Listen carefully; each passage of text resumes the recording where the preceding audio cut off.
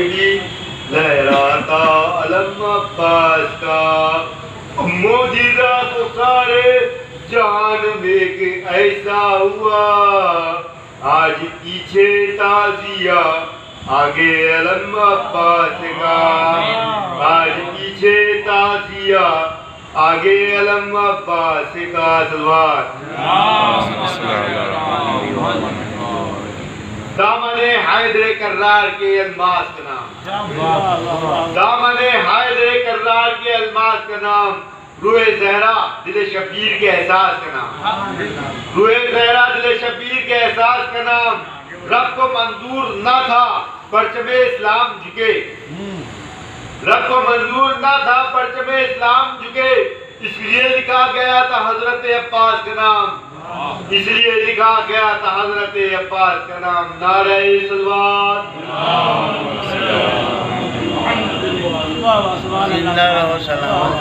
میں گزارش گزاروں محترم سرور علی کربلائی صاحب سے کہ وہ تشریف لائیں، آپ حضرات نعرہ صلوات ارشاد فرمائیں۔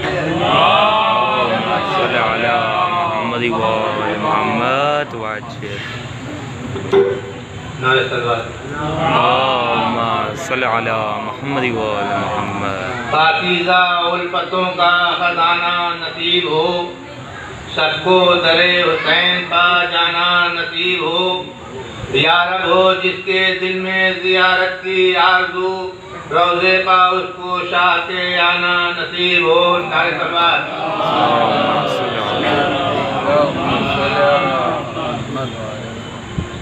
ہر طرف دنیا میں اب آفت ہے آئی روکیے، ہر طرف دنیا میں اب آفت ہے آئی روکیے، ظلم کی ہم پر ہوئی ہے پھر چڑھائی روکیے، اور چاہتے ہو ہر طرف گر امن ہی آئے نظر، چاہتے ہو ہر طرف گر امن ہی آئے نظر، کام لیجئے صبر سے غصے کو بھائی روکیے، کام لیجئے صبر سے غصے کو بھائی روکیے، او آپسی جھگڑا سبب ہے قوم کی توہین کا، آپسی جھگڑا سبب ہے قوم کی توہین کا، آپسی جھگڑے بھلا کر اب برائی روکیے، آپسی جھگڑے بھلا کر اب برائی روکیے، اور کیجئے مولا مدد حاکم ہی ظالم ہو گیا، کیجئے مولا مدد حاکم ہی ظالم ہو گیا، عاشقوں پا آپ کے آفت ہے آئی روکیے، اور فتنہ بازوں سے یہی کہتا ہے حیدر کا کلام،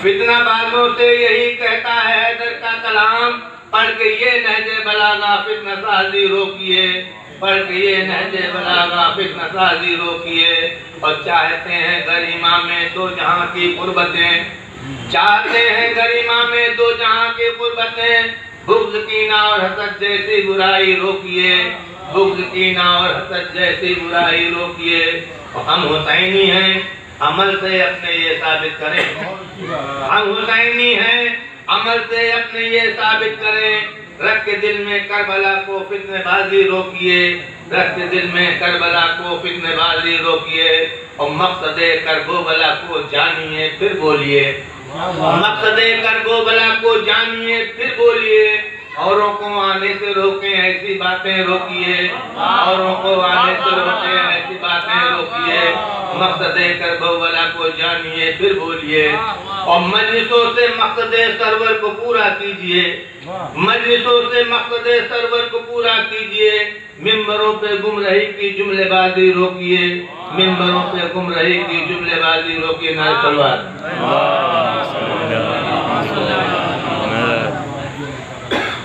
مولانا موصوف تشریف لا چکے ہیں، شہدائے کرام سے التماس ہے کہ اختصار کے سامنے میں اس کے گزارش گزار ہوں محمد مہدی نقوی صاحب سے تشریف لائیں، آپ حضرات ان کے استقبال میں بھی نعرہ صلوات ارشاد فرمائیں۔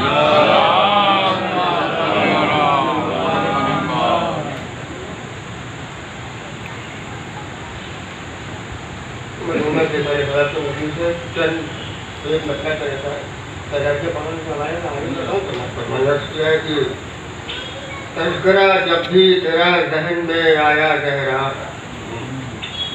تذکرہ جب بھی تیرا ذہن میں آیا زہرا، تو غم کے احساس نے ہر دل کو رلایا زہرا، تذکرہ جب بھی تیرا ذہن میں آیا زہرا، تو غم کے احساس نے ہر دل کو رلایا زہرا، اب کتنا گہرا تھا تیرا زخم علی ہی جانے، کتنا گہرا تھا تیرا زخم علی ہی جانے، لب سے حیدر سے صدا آتی تھی زہرا زہرا، لب سے حیدر سے صدا آتی تھی زہرا زہرا، اور چین لینے نہ دیا باد نبی امت نے، چین لینے نہ دیا باد نبی امت نے، بن گئی ایک مصائب کا صحیفہ زہرا، بن گئی ایک مصائب کا صحیفہ زہرا، اور ایسی الفت تھی کہ خود بندے کفن ٹوٹ گئے،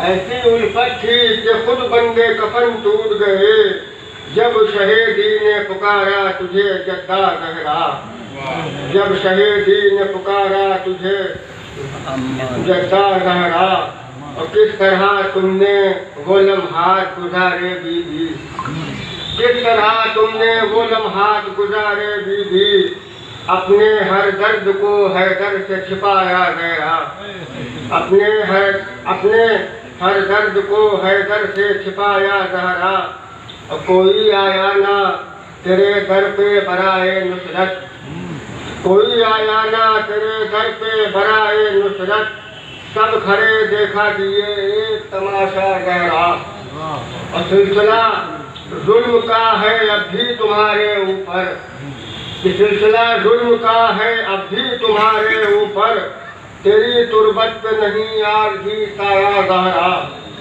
تیری تربت پہ نہیں آج بھی سایہ زہرا۔ مقصد حاصل کر رہا ہوں کہ آؤ سب مل کے کریں اب یہ دعائے مہدی، آؤ سب مل کے کریں اب یہ دعائے مہدی، جلد تعمیر ہو اب آپ کا روضہ زہرا، آؤ سب مل کے کریں اب یہ دعائے مہدی، جلد تعمیر ہو اب آپ کا روضہ زہرا۔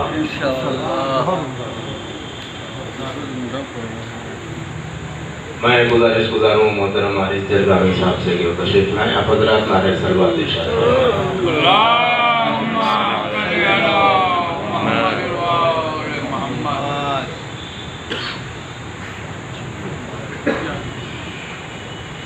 ایک مطلب 3 شعر، لیکن 2 خطے پہلے حاضر ہیں۔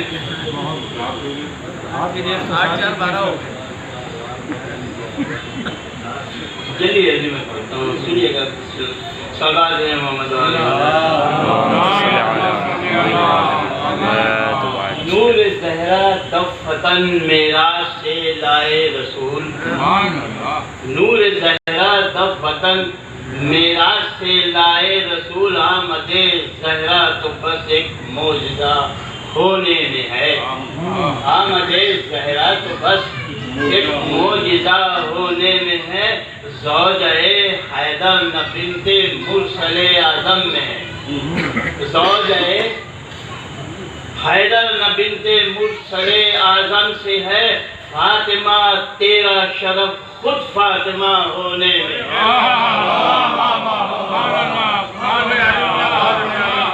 زوجہ حیدر نہ بنت مرسل اعظم سے ہے، فاطمہ تیرا شرف خود فاطمہ ہونے میں ہے۔ اور 4 مصرے اور حضرت کی خدا نے یوں فضیلت فاطمہ زہرا کو بخشی ہے، خدا نے یوں فضیلت فاطمہ زہرا کو بخشی ہے، کہیں عطرت کہیں عصمت کہیں تطہیر دین رکھا، اور خدا یہ جانتا تھا چھوئے گا اس کو ہر ایک انسان، تبھی خالق نے قرآن میں کہیں زہرا نہیں رکھا، تبھی خالق نے قرآن میں کہیں زہرا نہیں رکھا۔ اور چند اشعار ہیں۔ گلشن دین خدا سے یہ صدا آئی ہے، فاطمہ تجھ سے ہی ہر پھول میں رعنائی ہے، اور دل میں تصویر سجا رکھی ہے تیری ہم نے، کیسے بتلاؤں کہ کیا شوق شناسائی ہے، کیسے بتلاؤں کہ کیا شوق شناسائی ہے، اور تیرے جیسا نہ کوئی پایا زمانے بھر میں، تیرے جیسا نہ کوئی پایا زمانے بھر میں، دیکھتا ہوں میں جہاں تک میری بینائی ہے، تیرے جیسا نہ کوئی پایا زمانے بھر میں، دیکھتا ہوں میں جہاں تک میری بینائی ہے، اور کبھی بدلا نہیں عارض نے عقیدہ اپنا، جس طرف تو ہے اسی سمت یہ شیدائی ہے۔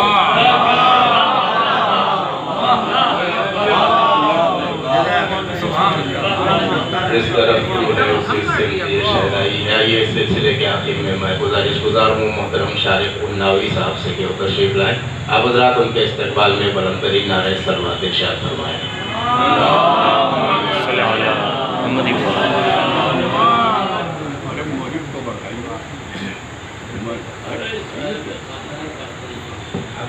نعرے ضرور پڑھیں۔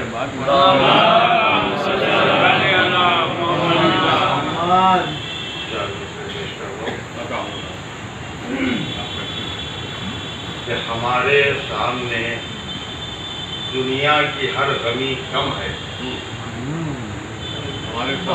ہمارے سامنے دنیا کی ہر غمی کم ہے، غم حسین میں گزری وہ زندگی کم ہے۔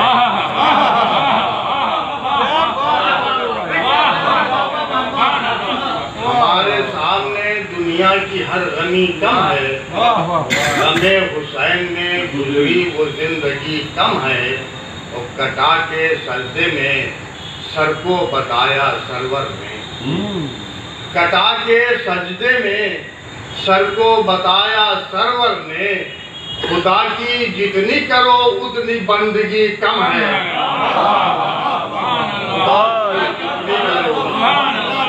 کٹا کے سجدے میں سر کو بتایا سرور نے، خدا کی جتنی کرو اتنی بندگی کم ہے۔ ایک نعرے کو خدا پڑھیں۔ ایک مطلب کہ کس نے دنیا میں سر شاہ کو غم دیکھا ہے، کس نے دنیا میں سر شاہ کو غم دیکھا ہے، بعد عاشور بھی دیکھا تو علم دیکھا ہے۔ کس نے دنیا میں سر شاہ کو غم دیکھا ہے، بعد عاشور بھی دیکھا تو علم دیکھا ہے۔ اور شعر پیش کر رہا ہوں کہ لکھ نہیں پایا ہے مولا کی فضیلت کوئی، لکھ نہیں پایا ہے مولا کی فضیلت کوئی، ہاتھ میں لے کے ہزاروں نے قلم دیکھا ہے۔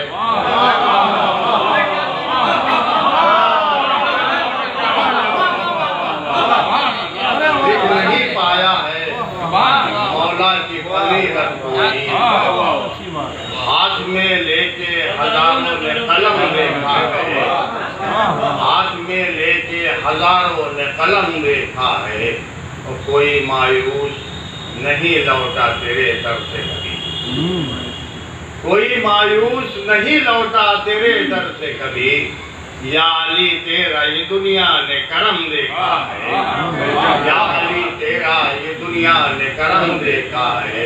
اور یہ شعر اور پیش کر رہا ہوں، دیکھیں کہ ہو گئے چہرے دھواں دشمنے دی کے الدم، ہو گئے چہرے دھواں دشمنے دی کے الدم، جب ید اللہ کے ہاتھوں میں علم دیکھا ہے، جب ید اللہ کے ہاتھوں میں علم دیکھا ہے۔ اور شعر اور دیکھیں کہ پھینک کر چلو سے پانی کو چلے جب عباس، پھینک کر چلو سے پانی کو چلے جب عباس، ہم نے پانی کا نکلتے ہوئے دم دیکھا،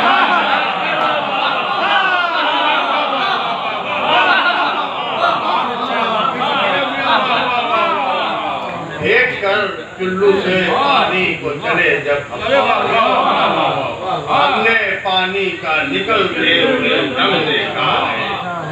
مدح مولا کی جگہ ہم نے تو پالی شاعر، بندھے مولا کی جگہ ہم نے تو پالی شارق خواب میں آج ہی شب باغ ہرم دی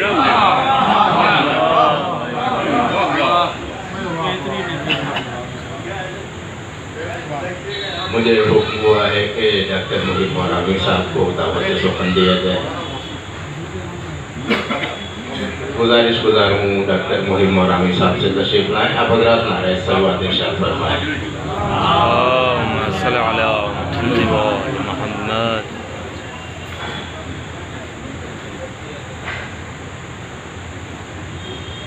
چچا کا حکم ہے لہٰذا میں ٹال بھی نہیں سکتا.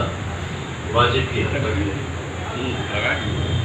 جو اشعار ذہن میں ہیں میرے میں حاضر کر رہا ہوں. ایک سلوات پڑھ دیں آپ حضرات.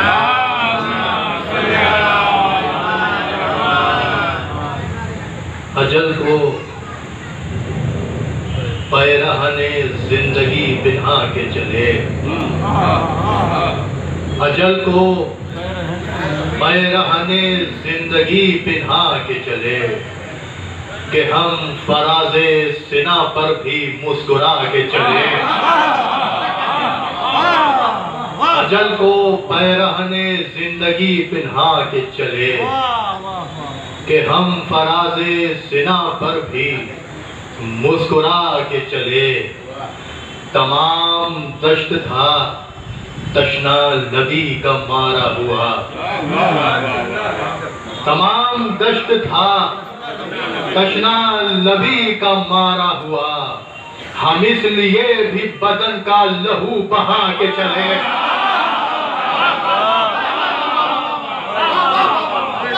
تمام دشت تھا تشنا نبی کا مارا ہوا. ہم اس لیے بھی بدن کا لہو بہا کے چلے. اور دیکھ شیر قطع بند حاضر کر رہا ہوں. دیکھ شاید بھائی یہ کربلا ہے یہاں پر قیام ہے اس کا. صرف لطیف دیکھیے گا.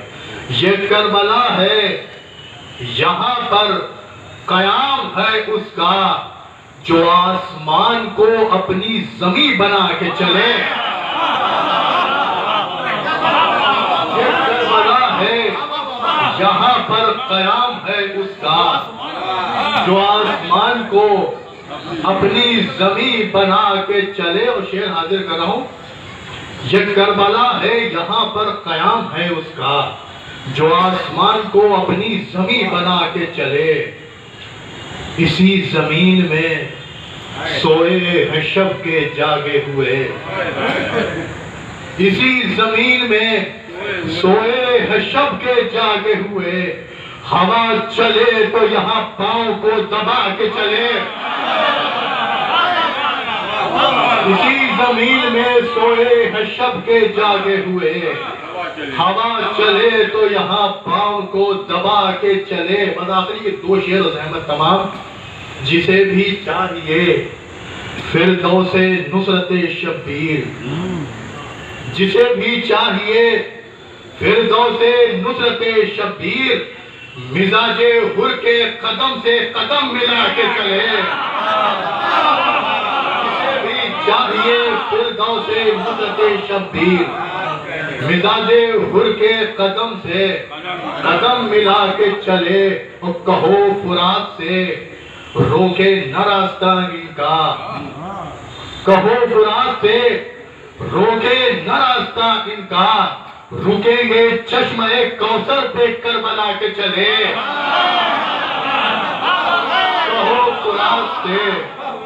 کہو فرات سے روکے نہ راستہ ان کا. رکیں گے چشمہ کوثر پہ کربلا کے چلے. اجل کو پیرہن زندگی پنہا کے چلے کہ ہم فراز سنا پر بھی مسکرا کے چلے. بہت شکریہ. سلام علیکم حضرات.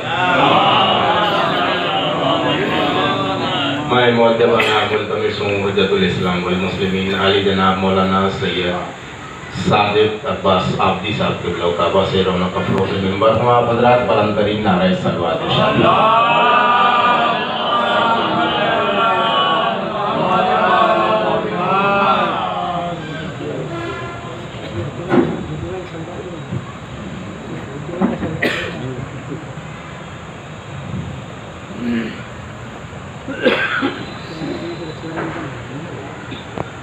رحم اللہ من قرأ الفاتحہ.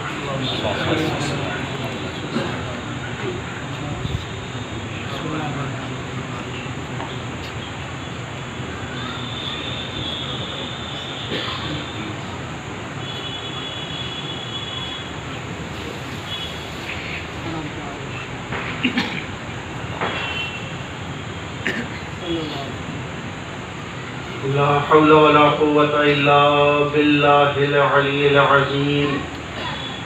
أعوذ بالله السميع العليم من الشيطان اللعين الرجيم. بسم الله الرحمن الرحيم.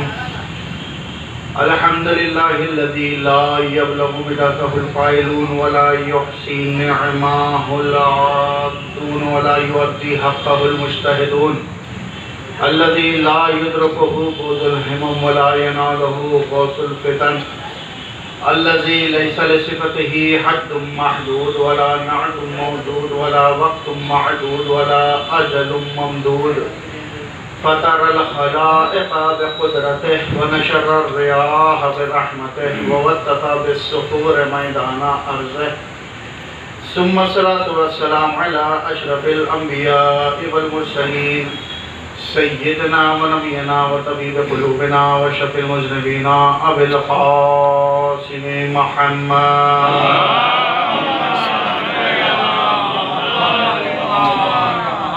وعلى آل بيته الطيبين الطاهرين المعصومين المظلومين المنتخبين الذين أذهب الله عنهم الرجس وطهرهم تطهيرا.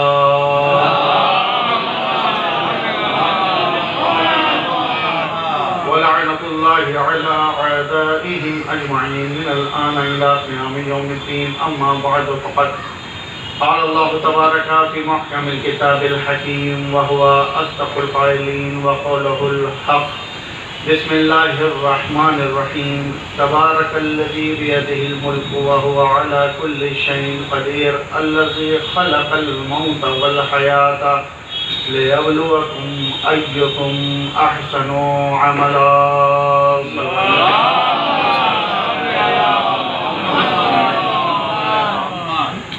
گزارش ہے ایک مرتبہ سورہ الحمد اور 3 مرتبہ سورہ توحید کی تلاوت فرما کر مرحومہ نکہت جہاں بنت سید حسین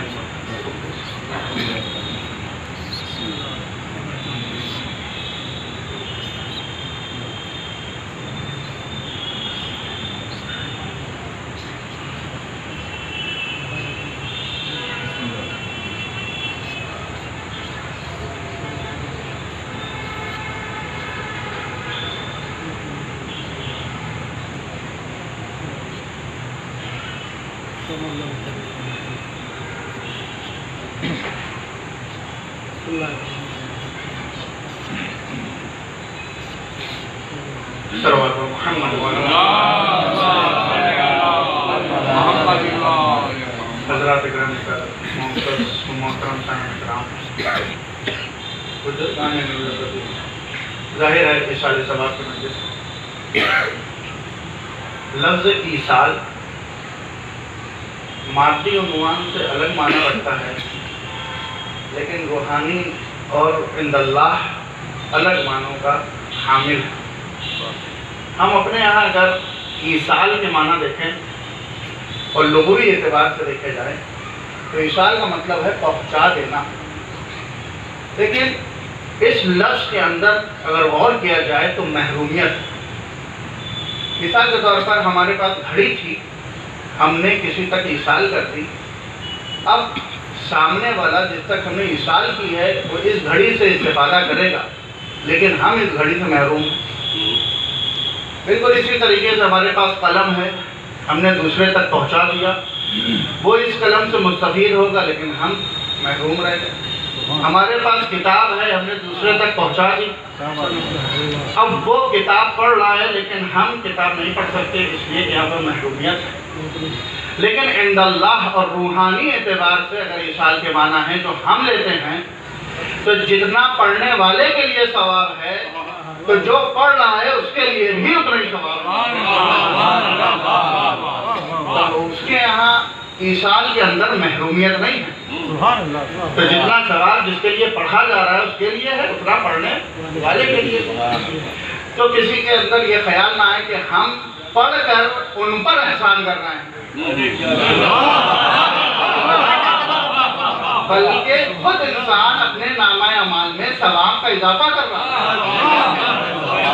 ایک یہ معنی جو ایصال کے ہے۔ دوسرا کہ کبھی کبھی ہو سکتا ہے کسی کے وہم و گمان میں اور تصورات میں یہ بات آ جائے کہ اگر ہم ایک انسان کو ایصال ثواب کریں گے تو پورا کا پورا ثواب ہے، لیکن اگر 2 کو کر دیا تو ثواب آدھا آدھا۔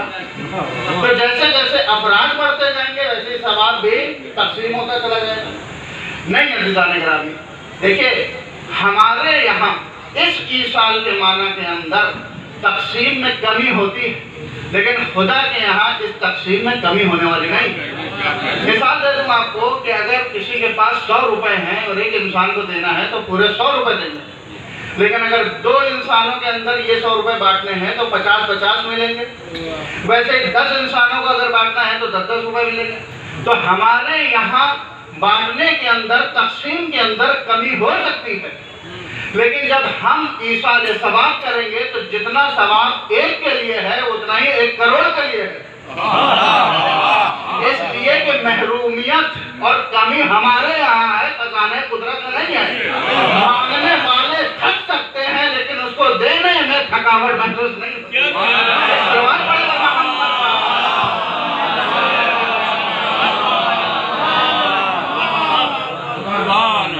تو اگر انسان پوری دنیا کے لیے مومنین مومنات کے لیے کرتا ہے تو کمی ہونے والی اس لیے کہ دینے والا وہ ہے، ارادہ ہم کرتے ہیں ثواب وہ عطا کرتا ہے، کیا تو اس کے خزانہ قدرت میں کمی ہونے والی نہیں ہے۔ ارشاد ہو رہا ہے تبارک الذی بیدہ الملک، بابرکت ہے وہ ذات کہ جس کے قبضہ قدرت میں ملک ہے۔ دیکھیں جز کر کے چند چیزیں آپ کے سامنے پیش کروں گا۔ سب سے پہلے لفظ جو اس آیت کریمہ کے اندر آیا ہے وہ ہے تبارک۔ خداوند عالم نے اپنی ذات کو بابرکت ذات سے تعبیر کیا۔ اس کا مطلب یہ ہے کہ پوری کائنات کے اندر جو خیر صادر ہوا ہے وہ صرف ذات پروردگار سے، اور ذات پروردگار سے صرف خیر ہی صادر ہوتا ہے، شر صادر نہیں ہوتا۔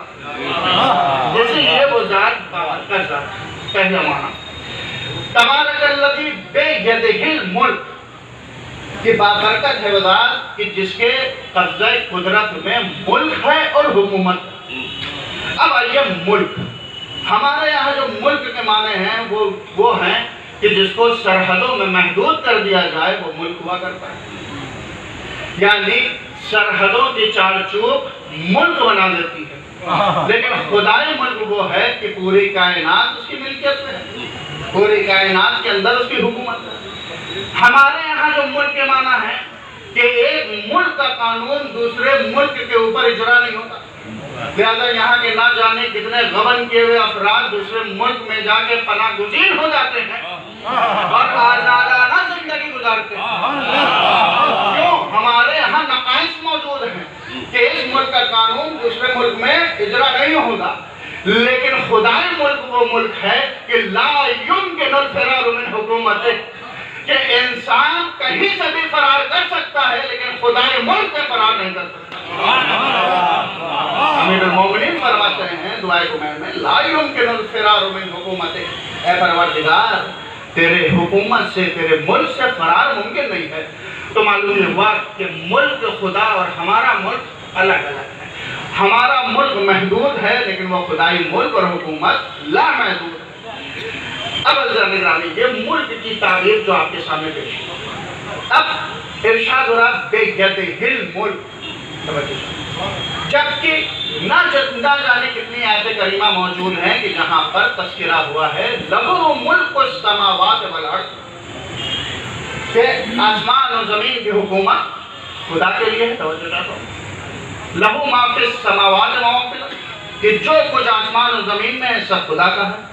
تو جب یہاں پر ملکیت ثابت ہو رہی ہے تو یہاں پر بھی بیدہ الملک کا خدا ہے کہ قبضہ قدرت میں ملک ہے اور حکومت ہے۔ توجہ چاہتا ہوں، ایک نہایت ظریف سا گوشہ ہے جو آپ کے سامنے پیش کرنا چاہتا ہوں۔ کہ خدا مند عالم نے دوسری آیت کریمہ کے اندر لہو ملک السماوات والارض لہو ما فی السماوات والارض، یہ لام لام ملکیت ہے کہ جس میں خدا مند عالم کی ملکیت ثابت ہو رہی ہے کہ آسمان و زمین کی حکومت اللہ کے لیے ہے، جو کچھ آسمان و زمین میں ہے وہ اللہ کی ملکیت ہے۔ تو جب یہاں پر ملکیت ثابت ہو رہی ہے تو یہاں پر بیدہ الملک کہنے کی کیا ضرورت ہے؟ دیکھیے عزیزان گرامی، کبھی کبھی ایسا ہوتا ہے کہ ملکیت تو ثابت ہو جاتی ہے لیکن امکان تصرف رہ جاتا ہے۔ کبھی کبھی ایسا ہوتا ہے کہ ملکیت تو ہوتی ہے لیکن امکان تصرف نہیں ہوتا۔ مثال دے دوں آپ کو، خدا بند عالم نے آپ کو نوازا، آپ کے بینک بیلنس 10 لاکھ 20 لاکھ 25 لاکھ 30 لاکھ جمع، رات کا وقت ہو چکا ہے، bank close, A T M کے اندر بھی پیسہ ختم ہو چکا ہے۔ اب انسان سے بتائیے وہ 10-20 لاکھ روپے آپ کی ملکیت میں ہیں کہ نہیں ہے؟ ملکیت میں ہیں، لیکن ابھی تحت تصرف نہیں آئے۔ ملکیت ہونے کے باوجود آپ اس کا تصرف نہیں کر سکتے۔ کیوں؟ کیونکہ آپ کے حدود تصرف سے باہر ہے، آپ اس کو تصرف میں نہیں لا سکتے۔ لیکن اگلی جب صبح نمودار ہوئی، آپ بینک گئے، اب آپ کے ہاتھ میں پیسہ آ گیا، اب آپ چاہیں جیسے چاہیں جہاں چاہیں ویسا تصرف کر سکتے ہیں۔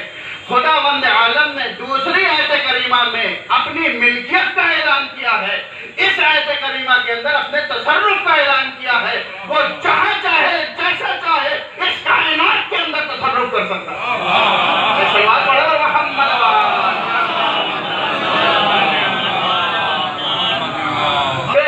الملک، بابرکت اللہ کی کے قبضہ قدرت میں ملک ہے اور حکومت ہے، وَهُوَ عَلَى كُلِّ شَيْءٍ قَدِيرٌ، اور وہ ہر شے پر قدرت رکھنے والا ہے۔ دیکھیں آیت کریمہ کا آپس میں ہر لفظ کا آپس میں ایک دوسرے سے ربط ہوا کرتا ہے۔ کیوں؟ اس کو حق حکومت ہے اس لیے کہ وہ ہر شے پر قدرت رکھتا ہے۔ اس دنیا میں جو بدعنوانی پھیل رہی ہے، جو فسادات پھیلے ہوئے ہیں، اس کی وجہ یہ ہے کہ یہاں پر عاجز اور ناتوان لوگ حکومت کر رہے ہیں۔ اگر قادر افراد حکومت کر رہے ہوتے تو پھر یہ فسادات نہ ہوتے۔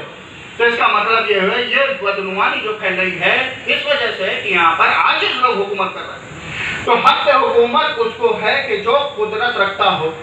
اب علماء بیان کرتے ہیں کہ دیکھیں حق حکومت اس کو ہو کہ جو علم بھی رکھتا ہو اور قدرت بھی رکھتا ہو، یہ دو صفتوں کا ہونا ضروری ہے۔ اس کو حق حکومت ہے جو علم رکھتا ہو اور قدرت رکھتا ہو۔ اگر علم رکھے گا تو اچھی طرح سے حکومت کرے گا، قدرت رکھے گا تو پھر بطور احسن حکومت کر سکے گا۔ توجہ کرو، تو حق حکومت اس کو ہے کہ جو علم بھی رکھتا ہو اور قدرت بھی رکھتا ہو۔ پوری کائنات کے اندر سے ذات پروردگار ہے، وَهُوَ عَلَى كُلِّ شَيْءٍ قَدِيرٌ وَهُوَ بِكُلِّ شَيْءٍ عَلِيمٌ، وہ ہر شے پر قدرت بھی رکھتا ہے اور وہ ہر شے سے واقف بھی ہے، ہر شے کے سلسلے میں علم بھی رکھتا ہے۔ اب ظاہر سی بات ہے جب خداوند عالم اس روح عرش پر حکومت کرنے کے لیے اپنے نمائندوں کو بھیجے گا تو ان کے اندر بھی یہ صفتیں موجود ہونا ضروری ہے۔ پوری کائنات ڈھونڈ لیے سوائے چند ذوات مقدسہ کے کوئی اور ذات نظر نہیں آتی کہ جن کے اندر صفت علم بھی موجود ہے، صفت قدرت بھی موجود ہے۔ جب یہ میدان جنگ میں آتے ہیں تو باب خیبر 2 انگلیوں پر نظر آتا ہے، جب یہ منبر پہ آتے ہیں تو دعوے سلونی کرتے نظر آتے ہیں۔ انگلیوں پر باب خیبر کا آنا یہ ان کے قدرت کی دلیل ہے اور دعوے سلونی ان کے علم کی دلیل ہے۔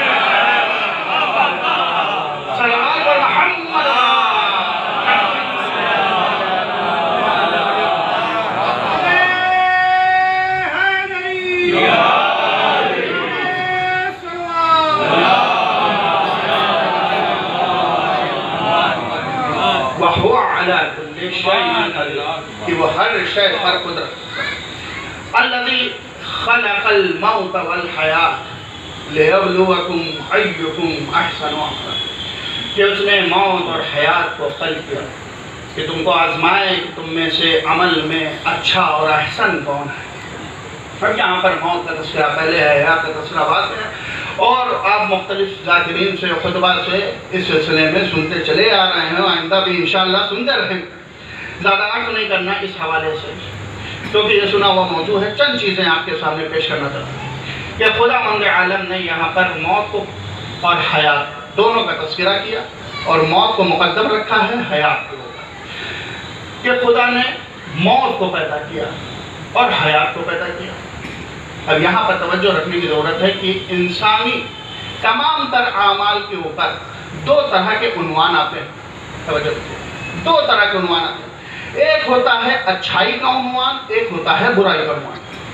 اگر ایک عمل کے اوپر اچھائی کا عنوان آ رہا ہے تو وہی عمل اچھا ہے، اگر ایک عمل کے اوپر برائی کا عنوان آ رہا ہے تو وہ عمل برا ہو جایا کرتا ہے۔ مثال دے دوں آپ کے سامنے کہ اگر کوئی انسان چاقو بناتا ہے، چھری بناتا ہے، اگر وہ اس ارادے سے بنا رہا ہے کہ امور خانہ داری، اس سے سبزیاں کاٹی جائیں گی، اس سے پھل کاٹے جائیں گے، تو اس کا ارادہ بھی درست ہے اور یہ کام بھی درست ہے، اور خداوند عالم اس پر ثواب بھی عطا کرے، کیونکہ لوگوں کی بھلائی کے لیے کام کر رہا ہے، بھلو اس سے پیسے حاصل کر رہا ہے۔ لیکن اگر اس کا ارادہ یہ ہے کہ میں اس لیے بنا رہا ہوں کہ کسی کا قتل ہوگا، تو چونکہ ارادے اور نیت کے اندر بدی آ چکی ہے، لہذا یہ عمل بھی برا ہو جائے گا۔ اب یہی موت بھی ہے، اگر اس کے اوپر دو عنوان آ جائیں، ایک ہے عنوان اچھائی، ایک ہے عنوان برائی، توجہ چاہتا ہوں۔ اچھائی کا عنوان ہے شہادت اور برائی کا عنوان ہے ہلاکت۔ توجہ چاہتا ہوں، اگر شہادت حاصل ہو گئی یہی موت کمال کی موت ہے، اگر ہلاکت حاصل ہو گئی تو یہی موت پستی کی موت ہے۔ توجہ چاہتا ہوں، اور اہل بیت علیہ السلام نے اپنے شیعوں کے لیے ہلاکت نہیں رکھی ہے، شہادت رکھی ہے۔ ایک صلوات پڑھے اور محمد مات علی حب آل محمد مات شہیدہ، جو بھی اہل بیت کی محبت میں مرے گا شہید مرے گا۔ اس کے اندر بھی تفصیل ہے، وہ تفصیل میں نہیں جاتا کہ کس طرح سے شہید مرے گا، کہ بھائی وہ انسان کی جو ایک میدان جہاد میں ہے وہ شہید ہو رہا ہے، اور دوسرا وہ کہ جو بستر کے اوپر دم توڑ رہا ہے وہ بھی شہید ہو رہا ہے، تو بھی دونوں میں کیا فرق رہ گیا؟ یہ ایک الگ تفصیل طلب موضوع، انشاءاللہ کبھی موقع ملا تو آپ کے سامنے پیش کروں۔ تو یہاں پر دو عنوان موت کے اوپر بھی ہیں، اگر شہادت ہے تو کمال کی موت، اگر ہلاکت ہے تو پستی کی موت ہے۔ الذی خلق الموت والحیات لیبلوکم ایکم احسن عملا، کہ خداوند عالم نے اس لیے پیدا کیا ہے موت و حیات کو تاکہ تم کو آزمایا جائے کہ عمل میں بہتر کون ہے۔ دیکھیں، کیونکہ ایک ماں کے ایصال ثواب کی مجلس ہے، اور چند چیزیں اس حوالے سے آپ کے سامنے پیش کرنی کہ ماں اور باپ کا جو مقام خداوند عالم نے رکھا ہے وہ ایک عظیم مقام و مرتبہ ہے، انسان تصور کر ہی نہیں سکتا، ادراک نہیں کر سکتا کہ ماں باپ کا مقام کیا ہے، وہ مرتبہ کیا ہے۔ وَقَضَىٰ رَبُّكَ أَلَّا تَعْبُدُوا إِلَّا إِيَّاهُ وَبِالْوَالِدَيْنِ إِحْسَانًا، کہ تمہارے رب کا فیصلہ یہ ہے کہ خدا کے علاوہ کسی کی عبادت نہ کرو، اور اپنے والدین کے ساتھ نیکی کرو، احسان کرو۔ خداوند عالم نے توحید کے بعد جن ذوات کا تذکرہ کیا ہے وہ ہیں والدین، اپنے بعد اپنی ربوبیت کے بعد جن ذوات کا تذکرہ کیا ہے وہ والدین ہیں، یعنی ہم آج قرار دیا ہے کہ توحید پروردگار کے بعد اگر تم کو جن والدین کا احترام کرنا ہے، جن ذوات کا احترام کرنا ہے، وہ تمہارے ماں باپ ہیں جنہوں نے اس سلسلہ ربوبیت کو برقرار رکھا ہے۔ اگر آپ آیت کریمہ کو والدین کے ساتھ ملائیے گا تو یہاں پر احساس ہوگا کہ خداوند عالم نے خلق کرنے کے بعد جن آغوش کا انتخاب کیا ہے وہ ہے والدین، یعنی اپنے ربوبیت کے اجرا اور استمرار کے لیے جن افراد کا انتخاب کیا ہے وہ ہے والدین۔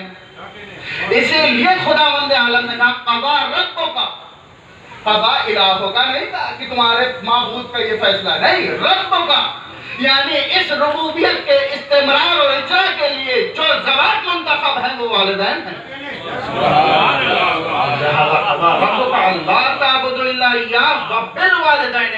اب ہمارے یہاں احسان کا معنی کہ ہم نے ان کو اتنے پیسے دے دیے، احسان کر دیا، یہاں پہ نگیٹو معنی پایا جاتا ہے، منفی معنی پایا جاتا ہے، لیکن خدا کے یہاں نگیٹو معنی نہیں، مطلق نیکی، مطلق احسان، یعنی احسان کے معنی کیا ہے؟ نیکی کرنے کی۔ اور یہاں پہ کوئی قید نہیں لگائی کہ نیکی کس طریقے سے کیا جائے، احسان کیسے کیا جائے۔ یہ نہیں کہا کہ احسان بالمال، یہ نہیں کہا احسان بالکلام، یہ نہیں کہا احسان بالعمل، نہیں، ماں باپ کو دیکھو کیا ضرورت ہے۔ اگر مال و متاع کی ضرورت ہے تو احسان کرو مال و متاع کے ذریعے سے، اگر اعضاء و جوارح کے عمل کے ذریعے سے ضرورت ہے ان کی تو اعضاء و جوارح کے ذریعے سے ان کی خدمت کرو، اگر ان کو ضرورت ہے ان کے پاس بیٹھ کر گفتگو کرنے کی تو اس کے ذریعے سے احسان کرو۔ تو خدا مند عالم نے کوئی قید نہیں لگائی کہ مال کے ذریعے سے تمہیں نیکی کرنی ہے، کلام کے ذریعے سے نیکی کرنی ہے، عمل کے ذریعے سے نہیں، جو ضرورت ہے اس طرح سے تمہیں نیکی کرنی ہے۔ اور آپ کے سامنے ہمارے چھٹے امام جعفر صادق علیہ السلام کی حدیث پیش ہے کہ سوال کرنے والے نے سوال کیا کہ ماں باپ کے ساتھ کیسے نیکی کی جائے، تو آپ نے فرمایا کہ دیکھو ان کی ضرورت کے اظہار کرنے سے پہلے ہی ان کی ضرورت کو پورا کر دو، اس کا مطلب نیکی اور احسان کا۔ ایسا نہ ہو کہ ماں باپ کو ضرورت ہو اور وہ اپنی ضرورت کا اظہار کرے، نہیں، ان کی ضرورت کو محسوس کرو، اظہار سے پہلے ضرورت کو پورا کر دو، اسے کہتے ہیں احسان، اسے کہتے ہیں نیکی۔ اور خدا بند عالم نے جو مرتبہ رکھا ہے ماں باپ کا وہ انسان کی سوچ سے بالا ہے۔ دیکھیے یہ ماں ہیں، یہ باپ ہیں کہ جو انسان کو چاہیں تو کس مقام پر پہنچا دیں۔ ایک حدیث آپ کے سامنے پیش کروں کہ اگر انسان غور کرے تو واقعا درک کر لے گا کہ ماں باپ کی عظمت کیا ہے۔ ہمارے چھٹے امام جعفر صادق علیہ السلام فرماتے ہیں رغم انف رجل ادرک ابویہ عند الکبر، کہ اس انسان کی ناک رگڑ دی گئی ہے کہ جو ماں باپ کو بوڑھا پالے، وَلَمْ يُدْخِلَاهُ الْجَنَّةِ، اور ماں باپ اس کو جنت میں داخل نہ کروا سکے۔ حدیث غور کرنے والی ہے کہ کوئی انسان اپنے ماں باپ کو بوڑھا در کر لے اور یہ ماں باپ اس کو جنت میں داخل نہ کروا سکیں تو یہ آدمی ذلیل آدمی ہے۔ یہ ایک مقولہ ہے کہ رغم انف، یہ ایک مقولہ ہے کہ وہ انسان پست ہے، وہ انسان ناکام ہے، وہ انسان ذلیل ہے کہ جو اپنے ماں باپ کو بوڑھا پالے اور پھر ماں باپ اسے جنت میں داخل نہ کروا سکے۔ اب انسان سے بتائیے یہاں پر کوتاہی کس کی نظر آ رہی ہے؟ ایسے تو بظاہر نظر آ رہا ہے کہ ماں باپ اس کو جنت میں داخل نہیں کروا پا رہے، ماں باپ کی کوتاہی ہے۔ نہیں، حدیث کچھ اور کہہ رہی ہے کہ ماں باپ بوڑھے ہو جائیں اور یہ انسان خدمت نہ کرے اور خدمت نہ کرنے کی وجہ سے خدا مند عالم اس کو آگ کر دے اور پھر یہ جہنم میں داخل ہو جائے، تو پھر یہ انسان کیا ہے؟ ذلیل ہے، یہ انسان ناکام ہے، یہ انسان پست ہے کہ ماں باپ بوڑھے ہو چکے ہیں اور ماں باپ کی خدمت کر کے یہ جنت میں داخل نہیں ہو پا رہا۔ کتنا ناکام ہے یہ انسان کہ اس کو اپنے ہی ماں باپ کی خدمت کرنی ہے، کسی غیر کی خدمت نہیں کرنی۔ وہ ماں باپ کی جنہوں نے اس کے اوپر حالت صغیر میں جب یہ چھوٹا تھا رحمت نازل کی، اس کو پالا پوسا بڑا کیا، انہیں کی خدمت نہیں کر رہا تو ناکام ہے، بے شک وہ شخص ناکام ہے، وہ ذلیل ہے۔ اب آئیے کہ آیت کریمہ پڑھ کے کیا کہتی ہے؟ اما یبلغن عندک الکبر احدہما او کلاہما ولا تقل لہما اف، اگر یہ دونوں یا دونوں میں سے کوئی ایک بوڑھے ہو جائیں تو دیکھو تم اف تک نہ کہنا۔ اب یہاں پر بوڑھے ہو جائیں اور اف نہ کہنا، اس کا آپس میں کیا رکھ؟ توجہ چاہیے۔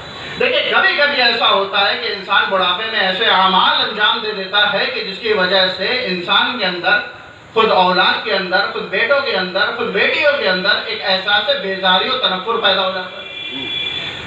آیت کریمہ اسی احساس بیداری کو قالب الفاظ میں اظہار کرنے سے روک رہی ہے۔ مثال دے دوں آپ کے سامنے کہ ابھی بیٹے نے نئی چادر بچھائی ہے، باپ ضعیف ہو چکا ہے، بیٹا گیا اور جلا کے اس نے دال کا پیالہ باپ کے حوالے کیا اور باپ کے ہاتھ میں راشا، ہاتھ اس کا تھرتھرایا، دال کا پیالہ اس چادر کے اوپر گرا۔ اب چونکہ وہ خالق فطرت ہے خداوند عالم نے یہیں پر انسان کے کلام پر پابندی لگا دی، کیونکہ تمہارے دل کے اندر، قلب کے اندر ایک احساس سے تنفر و بیزاری پیدا ہو رہا ہے، لہٰذا اف تک نہ کہنا، اس احساس کو اپنے دل کے اندر دفن کر لینا، لیکن لفظ کے ذریعے سے اس کا اظہار نہ کرنا، اپنے قلب کو اس احساس سے بیزاری کا قبرستان بنا لینا، لیکن قالب الفاظ میں ڈھال کر اس کا اظہار نہ کرنا۔ خالق فطرت سے کلام پر پابندی، وَلَا تَقُلْ لَهُمَا اُفٍّ، دیکھو اف تک نہ کہنا، وَلَا تَنْحَرْهُمَا، اور ان کو جھڑکنا نہیں۔ جب اف تک نہ کہنا تو بلند آواز سے گفتگو کرنا، یہ کیسے ہو سکتا ہے؟ اے پروردگار، یہ تو زبان کے آداب ہو گئے، کلام کے آداب ہو گئے۔ اے پروردگار، یہ بتا کہ جب ہم ماں باپ کے سامنے جائیں تو ہماری باڈی لینگویج کیسی ہو؟ یہ بھی تو ہے نا کہ ہم کیسے جائیں، تھوڑا اکڑ کے، سر اٹھا کر۔ ہم جج ہو گئے ہیں دنیاوی، ہم نے عہدہ و منصب حاصل کر لیا ہے، میری پوسٹ بہت اعلیٰ ہو چکی ہے، ہم ماں باپ کے سامنے جائیں تو کیسے اکڑ؟ نہیں، باڈی لینگویج کے سلسلے میں خداوند عالم نے انسان کے اوپر پابندی لگائی۔ وَاخْفِضْ لَهُمَا جَنَاحَ الذُّلِّ مِنَ الرَّحْمَةِ، ماں باپ کے سامنے جاؤ تو اپنے شانوں کو نرمی سے جھکائے رکھنا، انکساری کے ساتھ جانا، اپنے شانوں کو جھکائے رکھنا، یہ ہے مقام و مرتبہ ماں باپ کا۔ وَاخْفِضْ لَهُمَا جَنَاحَ الذُّلِّ مِنَ الرَّحْمَةِ، اے پروردگار، یہ آداب تو ہمیں اب پتہ چلے، ماں باپ تو اس دنیا سے رخصت ہو گئے، اب کیا کریں؟ وَقُلْ رَبِّ ارْحَمْهُمَا كَمَا رَبَّيَانِي صَغِيرًا، یہ دنیا سے چلے گئے تو کیا ہوا؟ دعا کرتے رہنا، اے پروردگار، جس طرح سے انہوں نے بچپنے میں ہمارے اوپر رحمت نازل کی، خداوند عالم ان پر رحمت نازل فرما۔ تو سارے آداب قرآن کریم کے اندر موجود ہے کہ ماں باپ کے ساتھ کیسا رویہ۔ ایک ماں کے ایصال ثواب کی مجلس ہے، دیکھیں ماں کا مقام و مرتبہ کیا ہے، زیادہ وقت نہیں لینا آپ کا، ختم ہونے والا ہے کہ ماں کا مقام کیا ہے، ماں کا مرتبہ کیا ہے۔ دیکھیں یہ حقیقت ہے، باپ کے سامنے میں مجلس پڑھ رہا ہوں، لیکن یہ حقیقت ہے کہ ماں کا مقام باپ کے مقام سے زیادہ ہے، اس لیے کہ اسلام کا ایک قانون ہے، جس کی زیادہ زحمتیں ہوں گی مقام و مرتبہ اس کا زیادہ ہوگا۔ ظاہر سی بات ہے اور یہ قبول شدہ بات ہے کہ ماں کی زحمتیں باپ کی کم نہیں ہوتی، اس سے انکار نہیں۔ اب آئیے حدیث میں، ایک شخص پیغمبر اسلام حضرت محمد مصطفیٰ صلی اللہ علیہ وسلم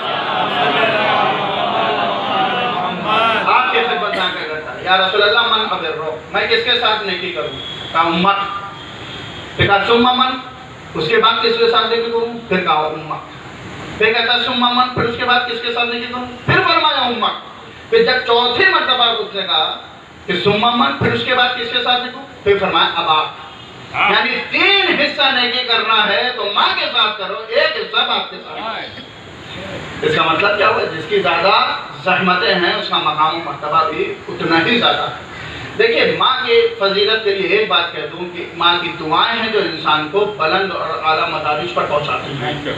نہ جانے اس کائنات کے اندر کتنے لوگ ہیں جو محنت کرتے ہیں لیکن اس مقام تک نہیں پہنچ پاتے، کیوں؟ ان کے پیچھے ماں کی دعائیں نہیں ہیں، یا ماں ان کی دنیا سے چلی گئی ہے، یا دعا ہی نہیں کرتی۔ لیکن جو لوگ اعلیٰ علمی مدارج کے اوپر ہیں، اعلیٰ عہدوں کے اوپر ہیں، تو اپنی ماں کو جا کر خیال رکھیں، سلام کریں، ان کے ساتھ احسان کریں، نیکی کریں، کہ ان کی دعاؤں کے اثر سے وہ اس مقام تک پہنچا ہے۔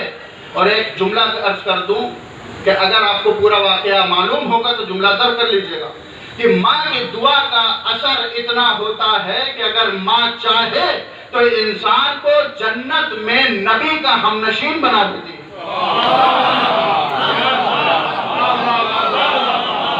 ایک سلوات پڑھے بر محمد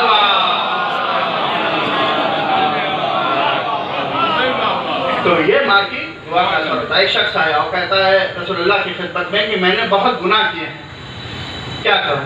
تو پیغمبر کہتے ہیں بتاؤ تمہارے والدین میں سے کون زندہ ہے؟ کہا باپ زندہ ہے۔ یہ شخص کہتا باپ زندہ ہے۔ پیغمبر کہتے ہیں جاؤ اپنے باپ کے ساتھ احسان کرو، نیکی کرو، انشاءاللہ خداوند عالم تمہارے گناہوں کو بخش دے۔ اس کا مطلب یہ ہوا کہ اگر کوئی انسان مغفور ہونا چاہتا ہے، اپنے گناہوں کا استغفار کرنا چاہتا ہے، تو جائے ماں باپ کی خدمت کرے، خداوند عالم اس کے گناہوں کو بخش دے۔ جاؤ اپنے باپ کے ساتھ نیکی کرو۔ جب یہ اٹھ کے چلا گیا تو پیغمبر نے اصحاب سے فرمایا کاش اس کی ماں زندہ ہوتی۔ اس کا مطلب کیا ہوا؟ کاش اس کی ماں زندہ ہوتی، ماں کے ساتھ احسان اور نیکی کرتا اور جلدی بخشا جاتا۔ تو ماں باپ کے ساتھ بے ماں کے ساتھ اگر احسان نیکی کر رہا ہے تو انسان جلدی اس دنیا سے جائے۔ ایک شخص ہے پیغمبر اسلام کے پاس آیا اور آ کے کہتا ہے کہ یا رسول اللہ، میں اپنی ماں کی بڑی خدمت کرتا ہوں، توجہ دیتا ہوں، میں اپنی ماں کی بڑی خدمت کرتا ہوں، دن رات ماں کی خدمت کیا کرتا ہوں، جہاں کہتی ہے وہاں پر اس کو لے کر جاتا ہوں، اپنے ہاتھوں سے کھانا کھلاتا ہوں، جتنی ضرورتیں ہیں وہ پوری کرتا ہوں۔ یا رسول اللہ، کیا میں نے اپنی ماں کا حق ادا کر دیا؟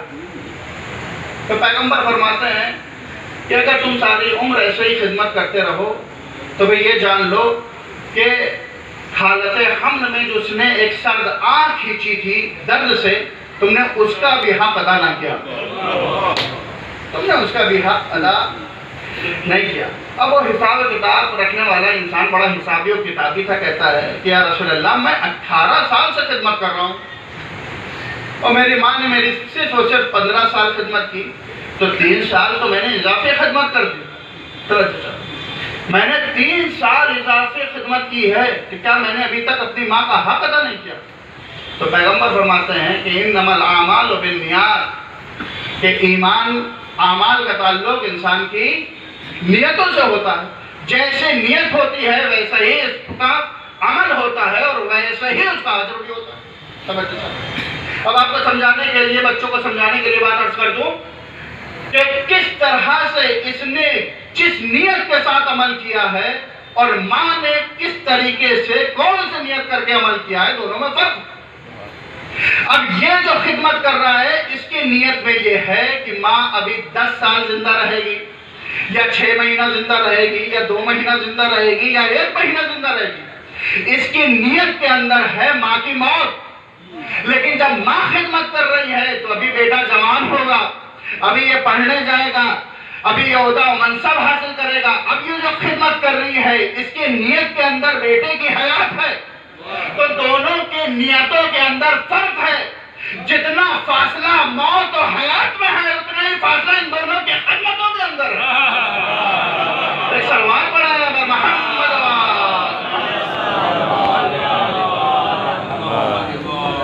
تو دونوں کی نیتوں کے اندر فرق ہے، ایک کی نیت کے اندر موت ہے، دوسری کی نیت کے اندر حیات ہے۔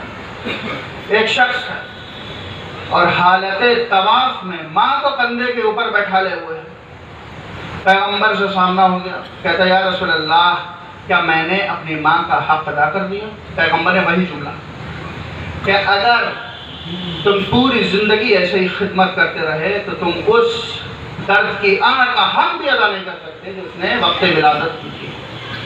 تو اس کا مطلب یہ ہے کہ انسان ماں باپ کی لاکھ خدمت کرتا رہے، حق ادا نہیں کر سکتا۔ دیکھیے ایک عمل آپ کے سامنے پیش کر دوں، بات کو ختم کروں، کہ انسان وہ عمل انجام دے کہ جس میں مصلی میں بیٹھ کر وضو کر کر غسل کر کے تسبیح پڑھنے کی ضرورت نہیں ہے۔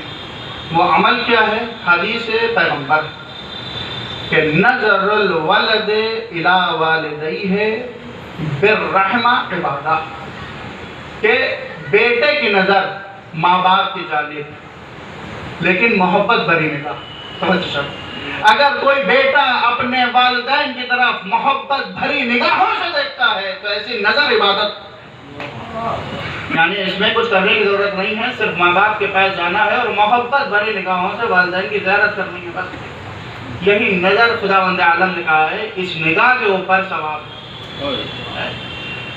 گھور کے دیکھنا عبادت نہیں ہے، غصے کی نگاہ یہ ڈالنا عبادت نہیں، بلکہ رحمت کی نگاہ، محبت کی نگاہ سے دیکھنا یہ عبادت ہے۔ خداوند عالم نے اس پر عبادت رکھی ہے۔ ایک شخص ہے، دیکھیے ماں کا کیا مقام ہے، مرتبہ ہے، اور اگر ماں ناراض تو انسان کا کوئی عمل قابل قبول نہیں، انسان کا دم بھی آسانی سے نہیں نکل سکتا اگر ماں ناراض ہے۔ پیغمبر کے دور کا واقعہ ایک شخص دوڑتا ہوا آیا، یا رسول اللہ ایک جوان ہے کہ جس کا دم نہیں نکل رہا ہے، چلیے ذرا اس کو کلمہ پڑھا دیجیے۔